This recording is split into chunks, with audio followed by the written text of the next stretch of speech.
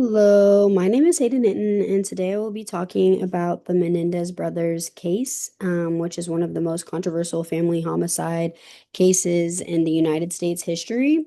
This case focuses on Eric and Lyle Menendez, who were convicted of murdering their parents in 1989.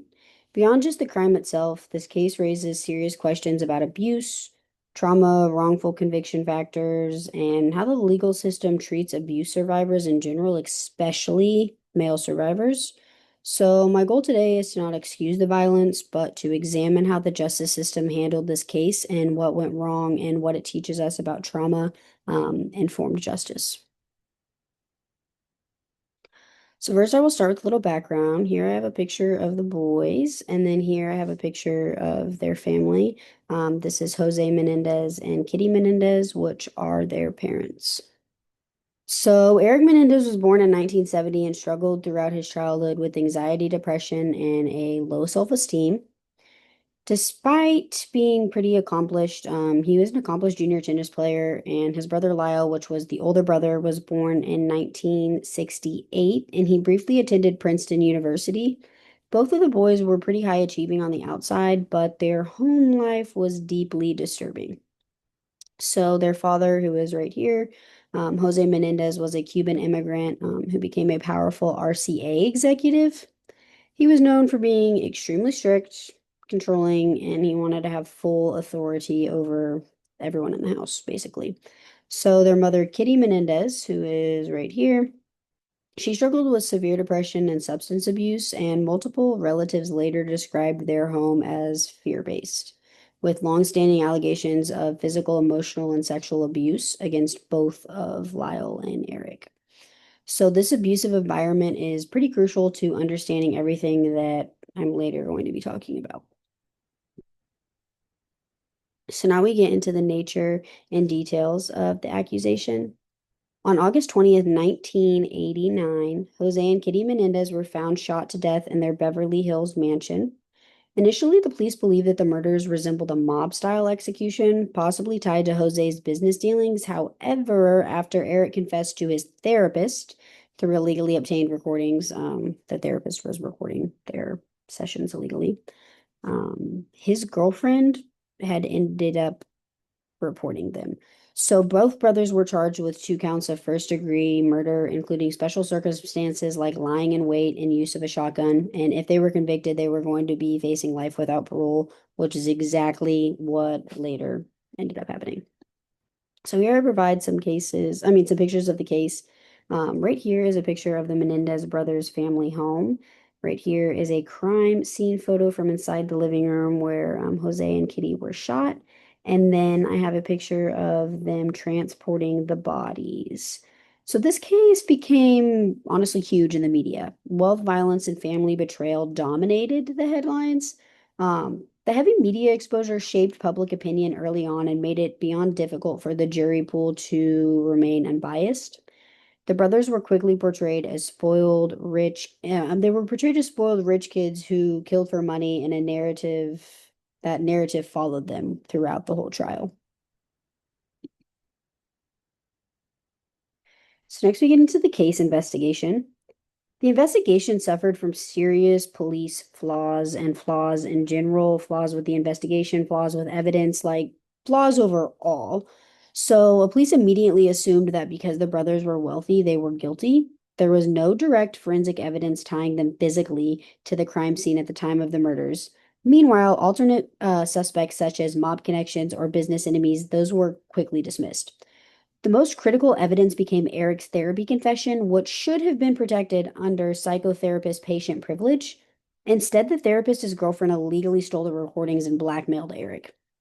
Investigators used this tainted evidence anyway, and this reflects classic wrongful conviction factors such as tunnel vision, improper reliance on inadmissible evidence, and psychological coercion.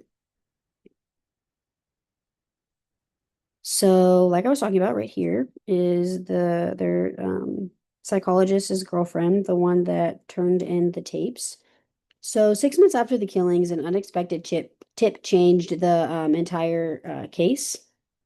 Judalyn Smith, the girlfriend of the psychologist treating Eric, reported that the brothers had confessed during therapy and had been secretly recorded.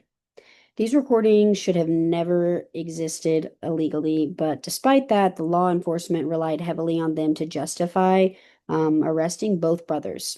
This is a textbook example of how illegally obtained evidence can distort an entire investigation and push a case towards conviction rather than truth. Here is a news article from when the brothers were convicted, and then here is them in trial.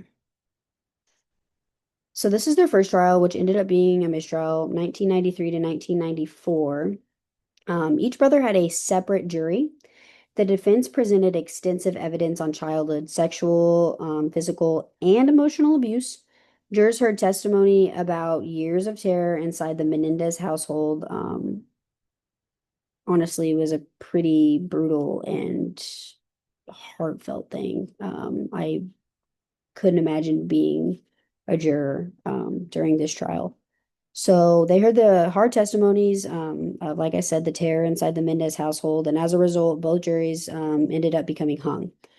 They could not agree on a verdict, so many jurors later said the abuse evidence made them consider manslaughter or self-defense, but not premeditated murder. So here's pictures of them during the first trial, and then a picture of them with the lawyer. Well, they had two separate lawyers, but the second trial, 1995 to 1996. In the second trial, everything changed. Judge Weinsberg sharply limited the abuse testimony, which was honestly huge and truly insane. Experts on trauma were excluded. Relatives could no longer testify about the sexual abuse, which I also think is truly insane. The prosecution reframed the case entirely as a greed-motivated parricide. Without abuse context, the jury was left with only one narrative, and that was spoiled sons killing for money. So both brothers were convicted of first-degree murder and sentenced to life without parole. Next, we get into appeals and new evidence. For decades, all appeals have been denied. Between 2018 and 2023, new petitions introduced fresh corroborating evidence of abuse, and this included testimony from cousins and previously hidden letters Eric wrote describing sexual abuse. Despite all this new evidence, the brothers remain incarcerated today, and their cases continue to raise national debate about whether justice was truly served. So here's pictures on the brothers today. Here's pictures of their family with some of their cousins that had been trying to testify or had testified. And then here is the letter.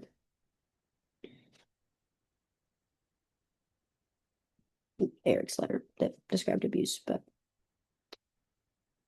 next we get into what ultimately happened. So here is, first off, here's a picture of them young with their dad, Jose.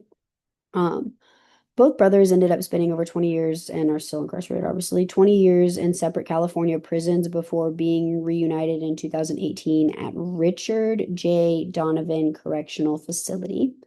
Like I said, today they're still serving life without parole, and public interest has recently resurfaced as more abuse evidence has emerged and social views on trauma and victimization continue to evolve.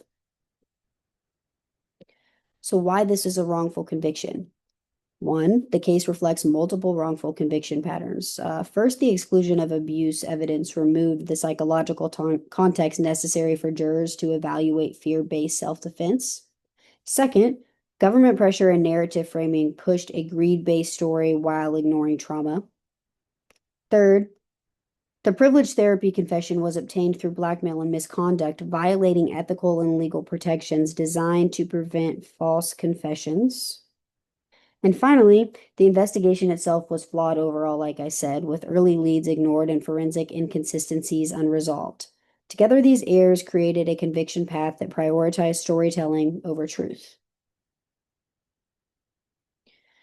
I also kind of want to go over the human and financial cost. So the personal cost to Lyle and Eric has been devastating. They have life without parole, decades of unresolved trauma, depression, and the total loss of their adult lives. The broader family has also been torn apart with relative silence or discredited and honestly just dismissed completely. The financial cost of the legal system includes 2 full trials, countless hearings and appeals, and for society, this case reinforced harmful stereotypes about male abuse victims and wealthy defendants. Slide 13, which will be my policy reform idea, the first one. My first proposed reform is strengthening psychotherapist patient privilege. We need to protect privilege. Therapy recording should never be admissible in criminal cases unless under extremely strict expectations. Violation should carry criminal penalties, I think, and this would prevent coerced confessions and safeguard mental health treatment as a protected space, something we discussed often in wrongful convictions and also have kind of talked about in class. My second policy reform idea is trauma informed evidence standards. Courts should be legally required to allow trauma informed expert testimony when abuse is documented. It is truly insane that they took that out of their second trial and it wasn't brought up at all. So, jurors deserve to understand coercive control, battered child syndrome, and long term psychological tear. Excluding this evidence silence survivors and leads to distorted verdicts, as shown within this case. So, here are my references. I appreciate you listening to my presentation, and I truly believe that this is an amazing example of a wrongful conviction. I am not diminishing the violent acts that occurred or the things that they did, but the things that led them to do this and the things that they endured for years upon years in silence truly says a lot. And it truly says a lot that the justice system silenced them when trying to be open about their trauma and be vulnerable. And yeah, I hope that they sooner than later get released and can, as best as they can, start on adulthood. I mean, they've missed basically all of it. So, yeah, thank you for listening. And that is it.